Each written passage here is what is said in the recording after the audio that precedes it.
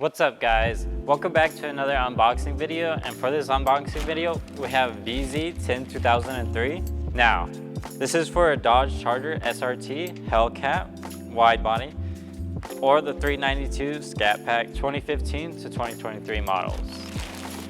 Now this diffuser, unlike a lot of our other diffusers, I honestly think this one has a lot more aggressive look than some of our other diffusers for the Dodge Charger, but this one's mainly fitting the Scat Pack model, so I guess it fits it perfectly.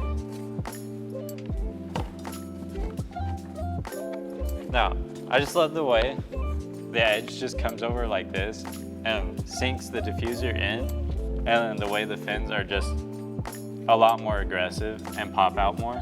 And as you can see on the back here, it gets installed with these tabs located along the top edge, and they simply snap into the bumper. And then along the bottom edge here with these holes, you can go ahead and rivet it in place or bolt them in to make sure it's securely in place and held to your bumper. Now that's pretty much it for vz102003. If you want to see more videos just like this one, go make sure to check out our YouTube channel at vicrez.com, and make sure to hit that like button and hit that notification bell to get notified when we post more videos just like this one.